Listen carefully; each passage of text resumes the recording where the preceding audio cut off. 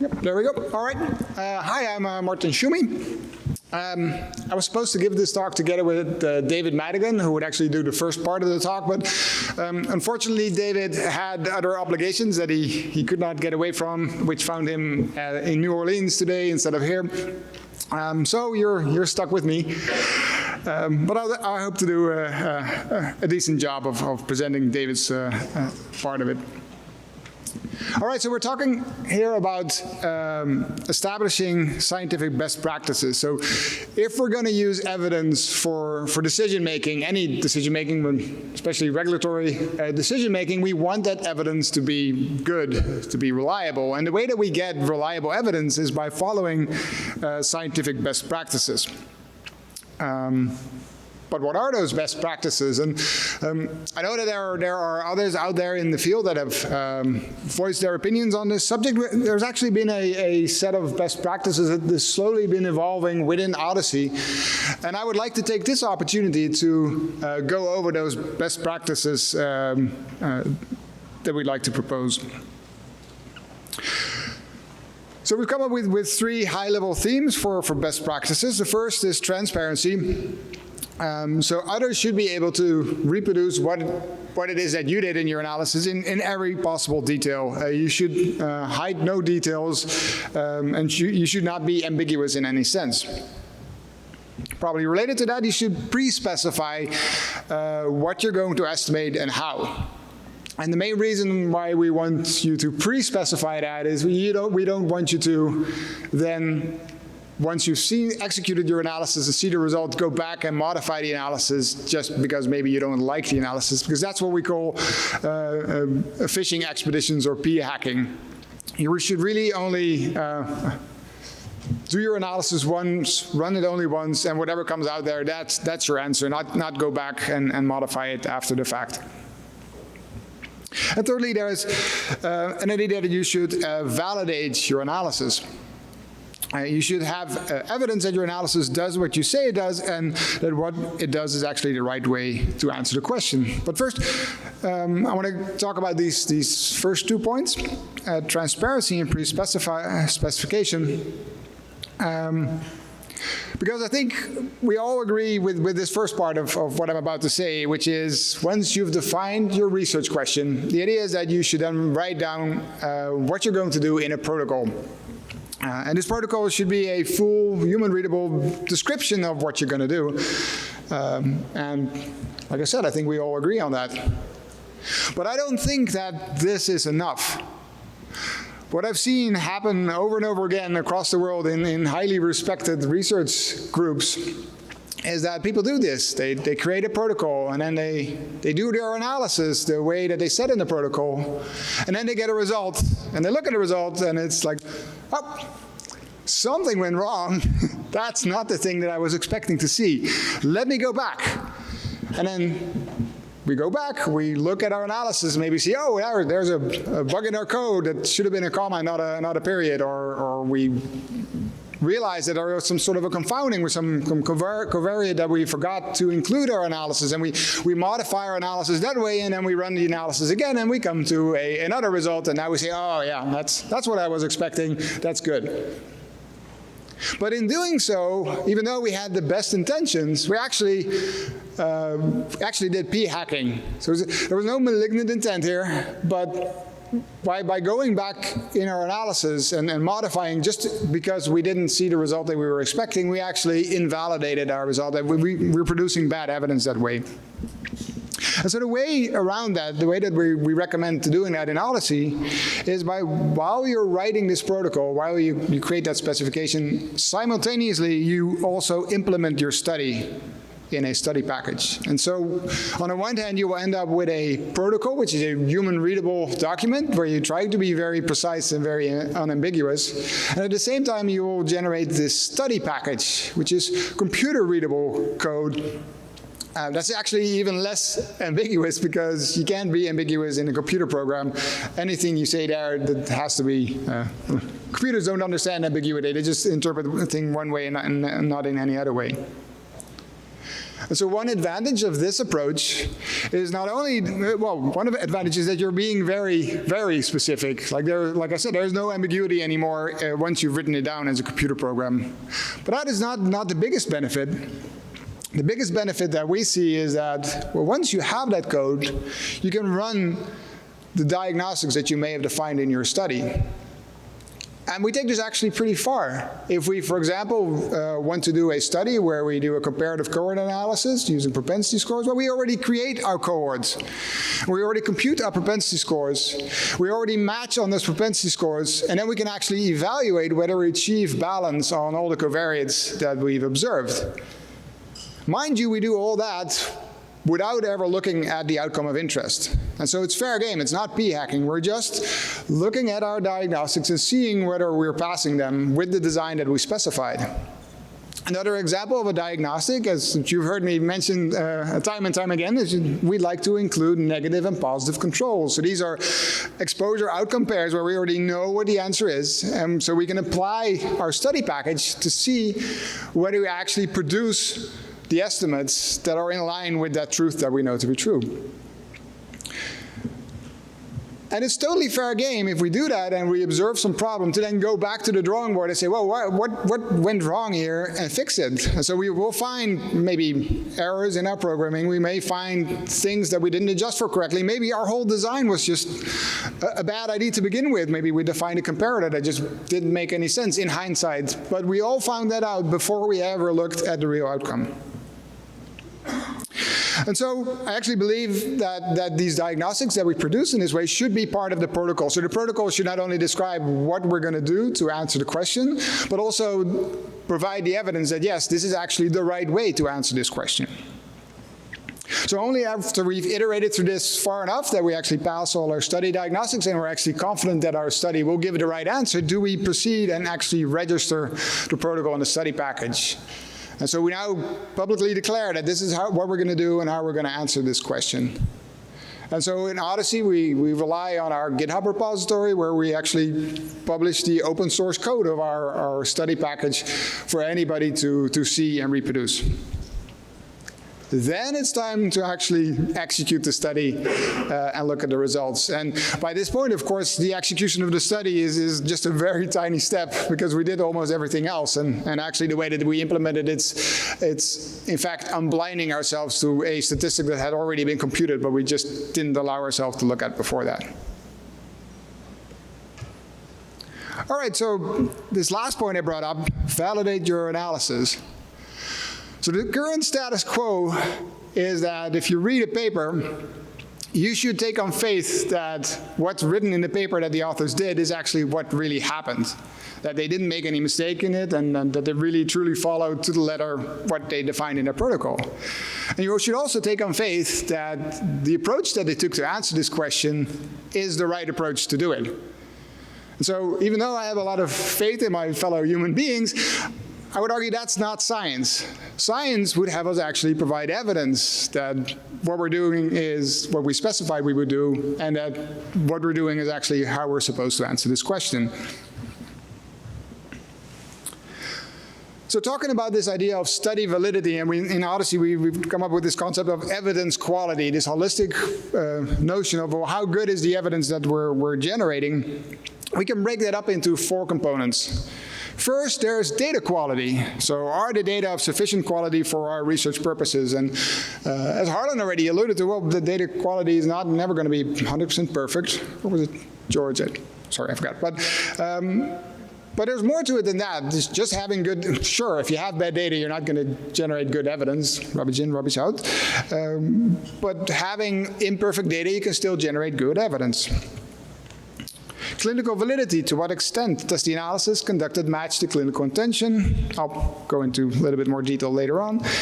Software validity, so does our analytic code actually do what it's expected to do? And method validity, is the method valid for answering the question?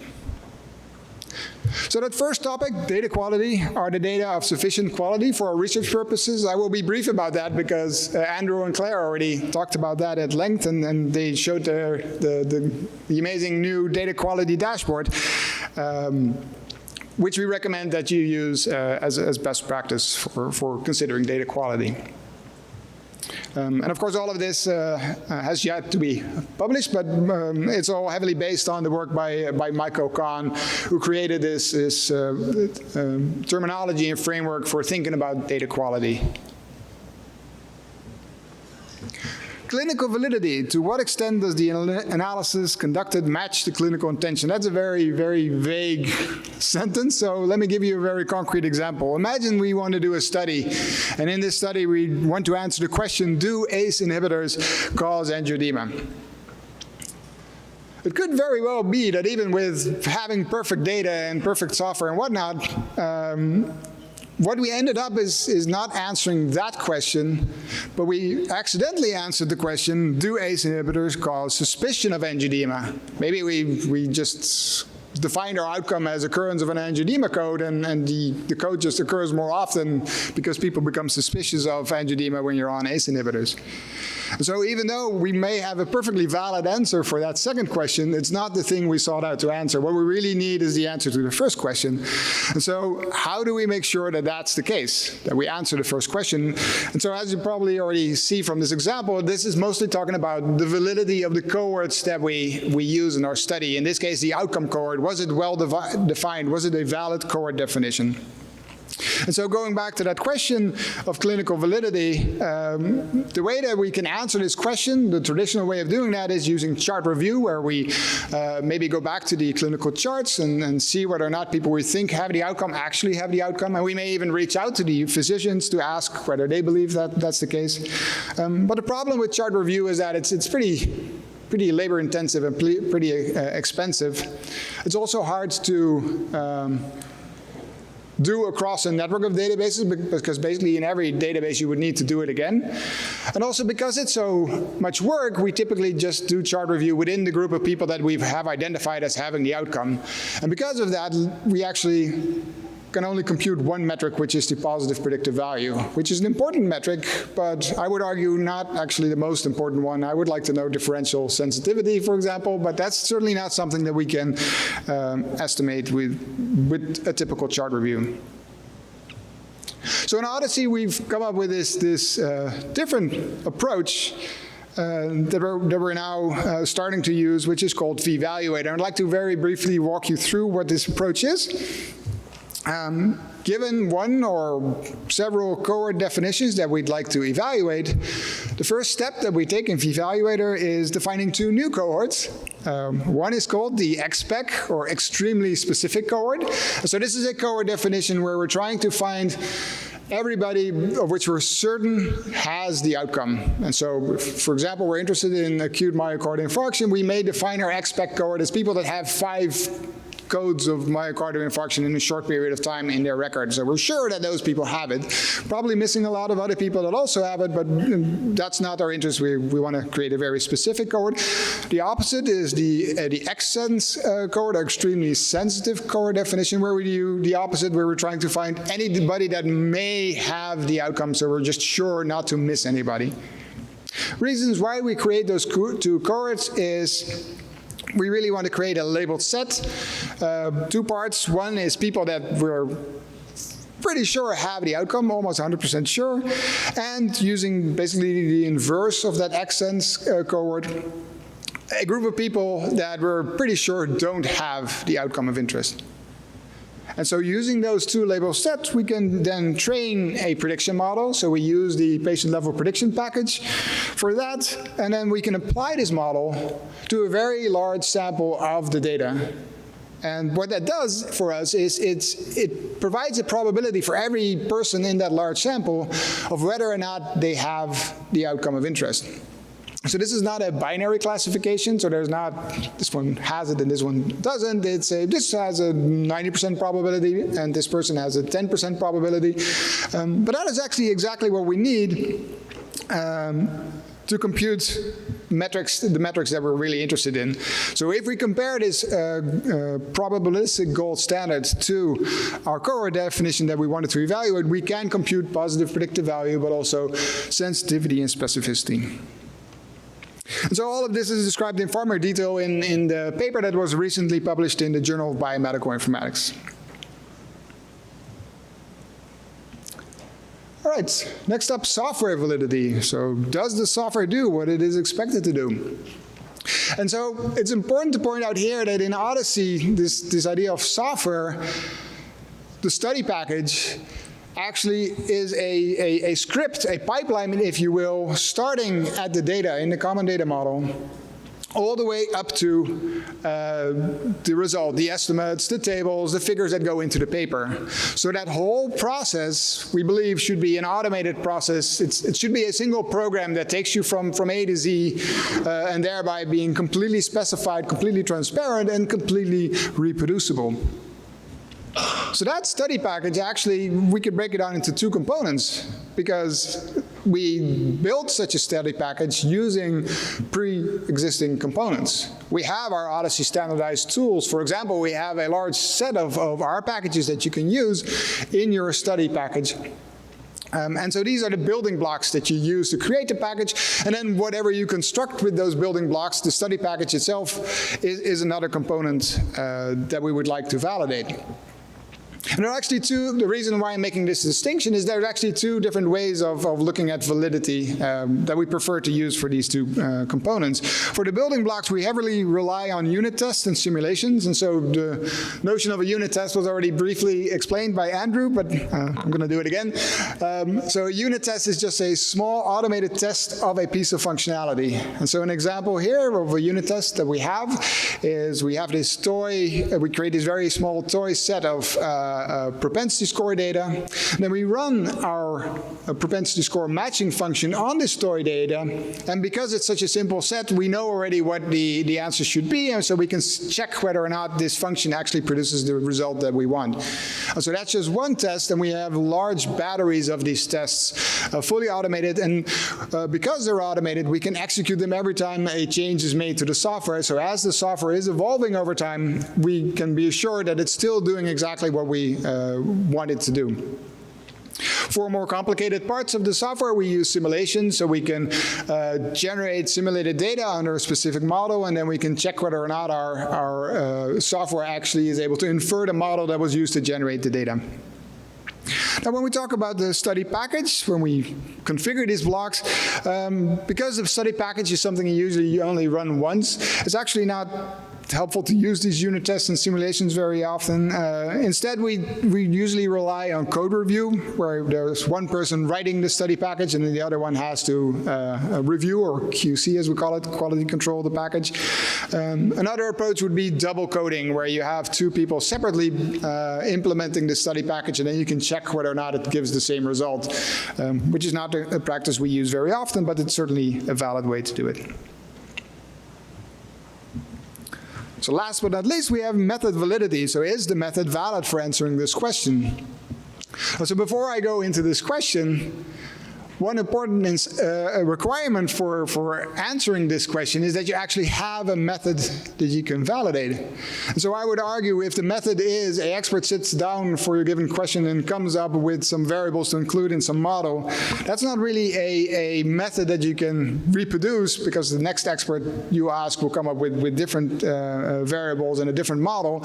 And so that's not something that you can easily validate.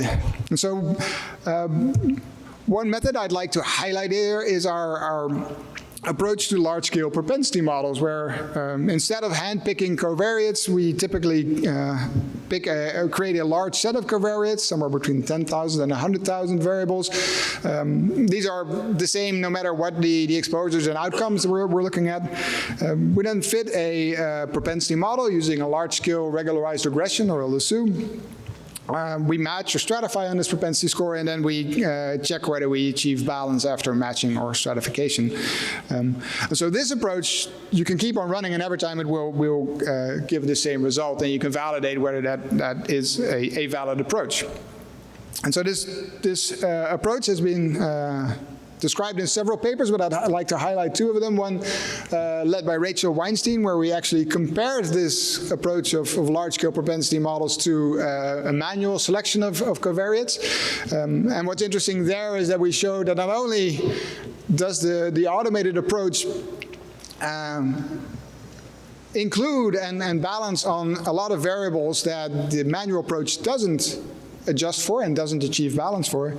But also we see that if we look at the negative controls that we have, that the automated approach actually shows way less bias for those negative controls than the manual approach.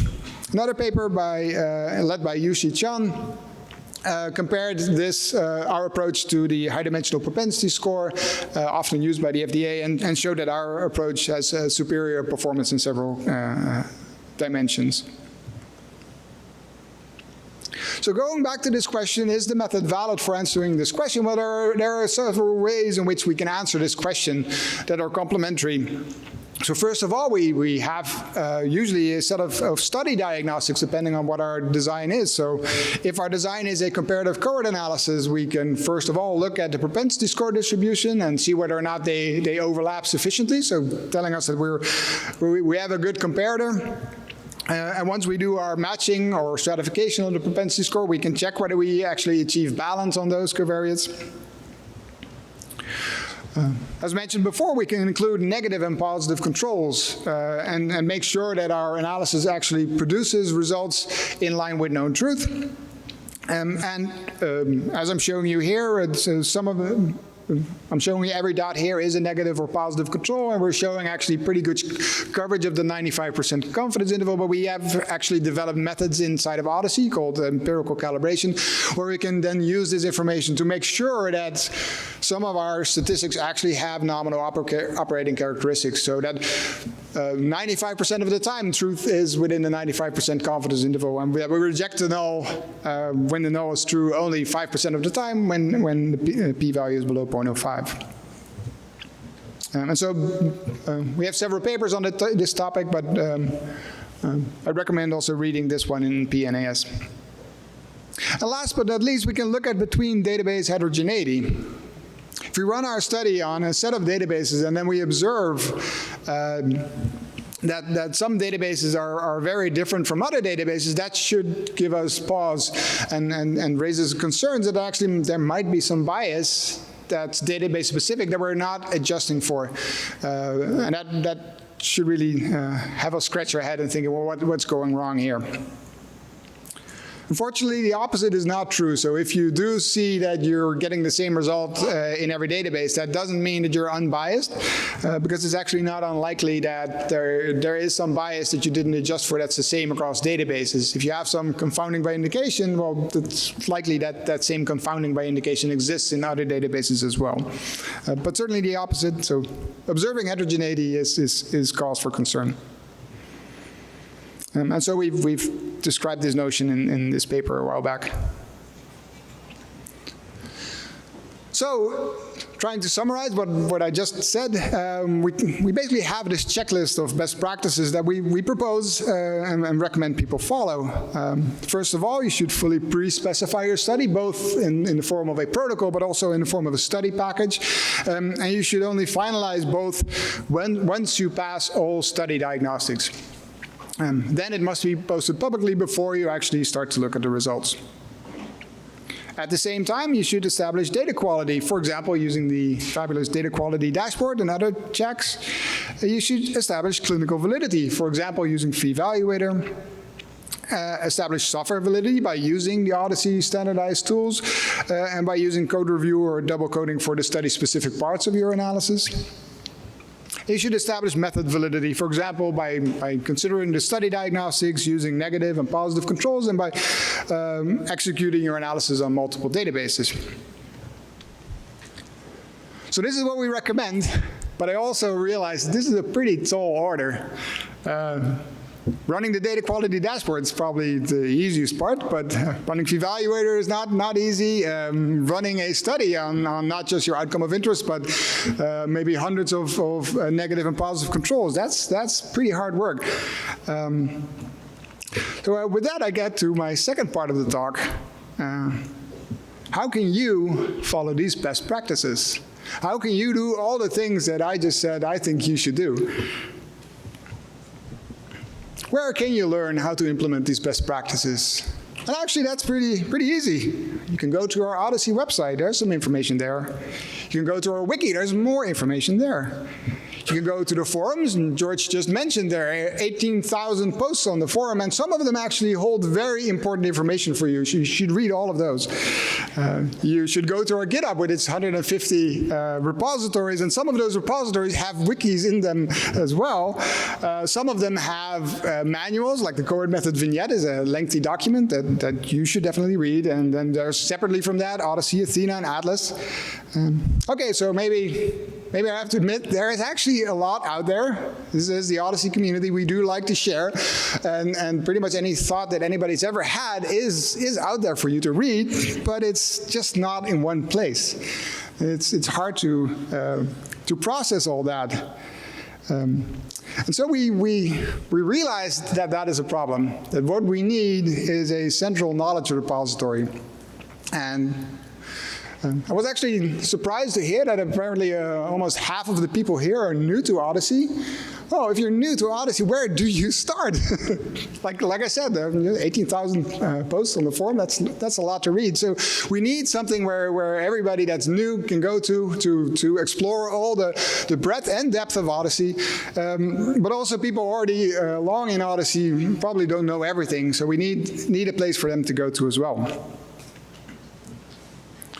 So for me, this started a idea a while back in August last year. I was sitting with Ray and Chan. We were having beers in a small restaurant in Taipei, pondering over this problem, and we came to the realization that what we need is a book about Odyssey. And so that idea started there. We took it out into the community, and some people had doubts at first. They needed to be convinced. But most people quickly jumped aboard, probably because they had come to the same realization that we need a book. And so it's now a year later almost, or a little bit over a year later. And I'm extremely excited and extremely proud to present to you that we've actually achieved that feat, that we have the Book of Odyssey.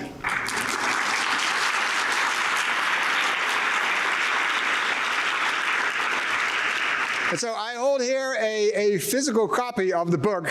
It was a bit of a secret that we actually had that. Well, what is an even bigger secret, I don't know if we're ready for this. Ready for this? All right. Is that we have a physical copy of the book for each and every one of you.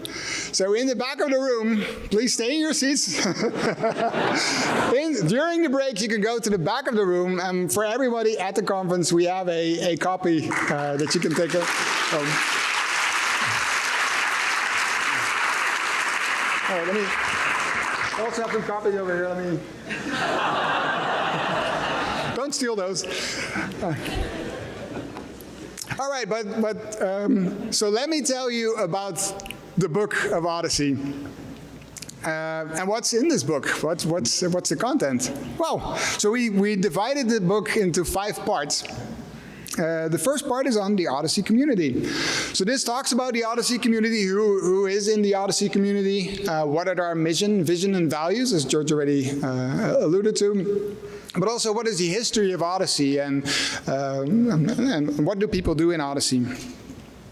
There's a separate chapter for if you're new or relatively new to Odyssey, well, where do you begin? Where do you go? If I'm a clinical researcher, where do I go in Odyssey? If I'm a methods researcher, what are the first steps that I take in Odyssey? And of course, because open science is at the heart of Odyssey, we have a dedicated chapter to open science. Part 2 of the book is on uniform data representation. So of course this goes into the common data model and the standardized vocabularies, and also talks about how one can do an extract, transform, load from your source data into the common data model. Part 3 is data analytics. So here we first describe the 3 primary use cases that we define in Odyssey, which is characterization, population level estimation, and patient level prediction.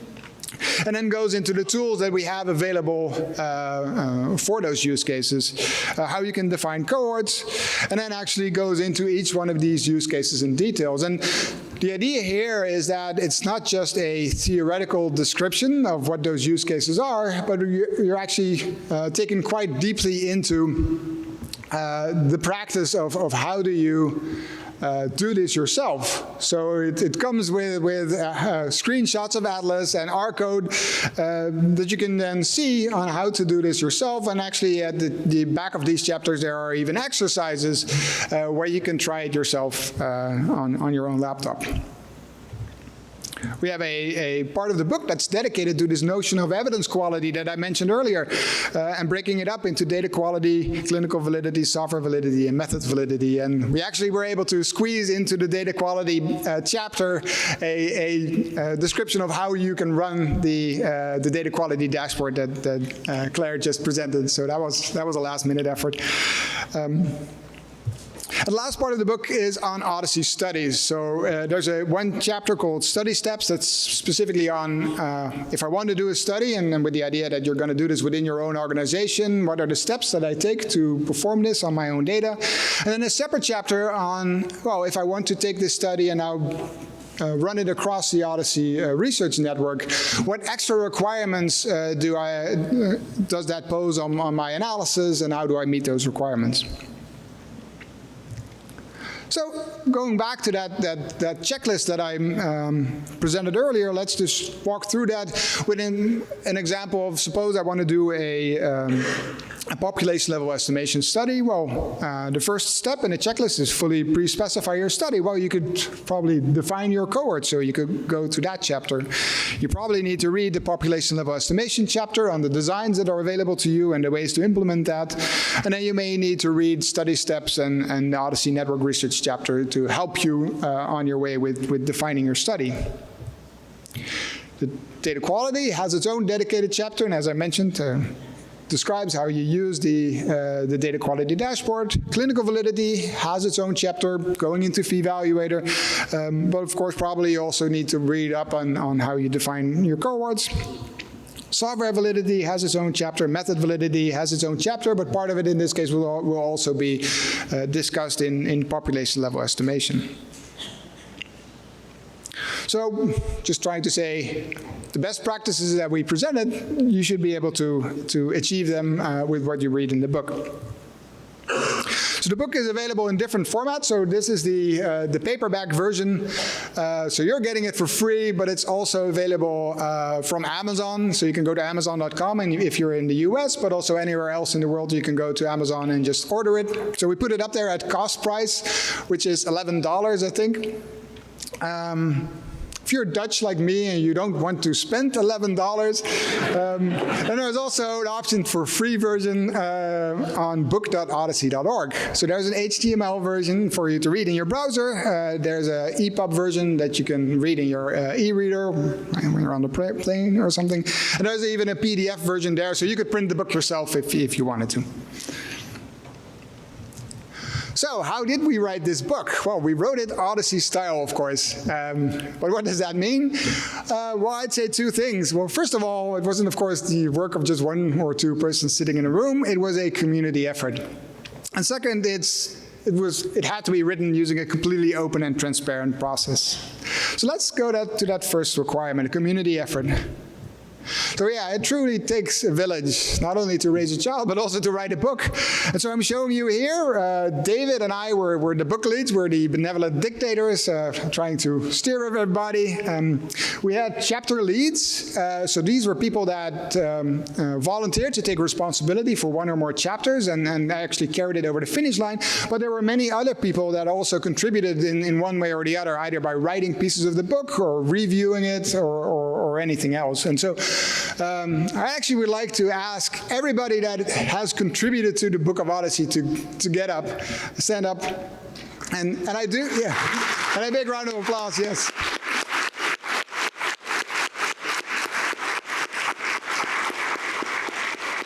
So these are the authors of the Book of OHDSI.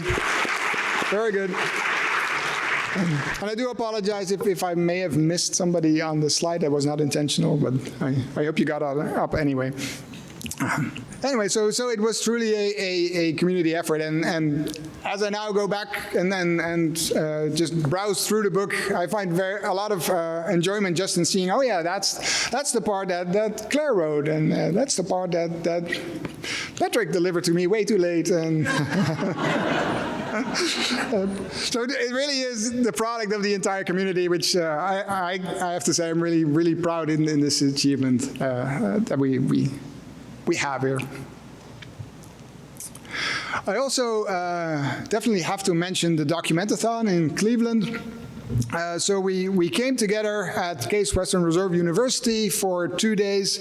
A whole group of people from all over the world came together, and I think it was important not just that we wrote parts of the book there, but also that we went through all the tools and identified what parts needed to be described more clearly than they currently were. And so I'd definitely like to recognize Mark Bino and blanking on her name, Paola Sauerfim. Sorry, yeah, the last name is a bit hard. So they were instrumental in organizing this and inviting us over, being our host at Case Western. So thank you for that. And now going to that last part, so it's not just a community process, but also an open and transparent process, as of course you would expect. Not going to go into all the technical details, I won't bore you with that, but basically any contributor could write parts of the book using RStudio and R Markdown.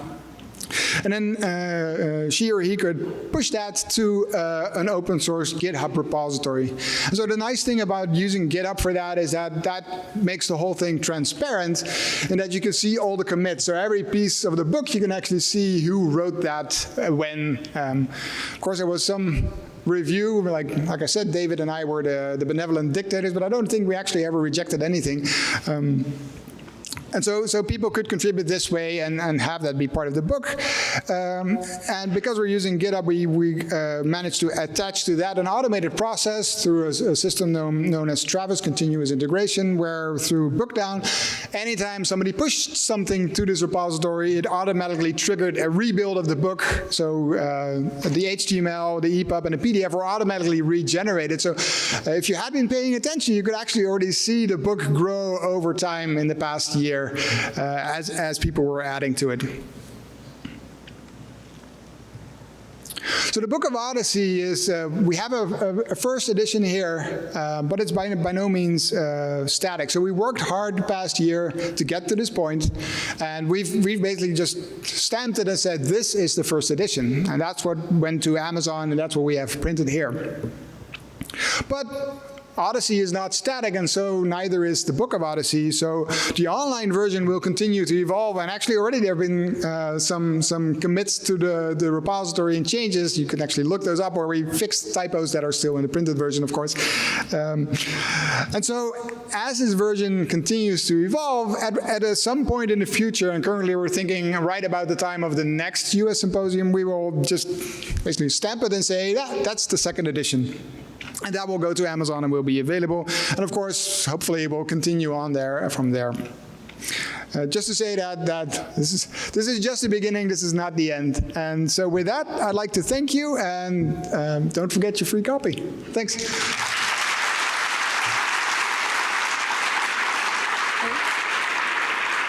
You're next, right? Okay.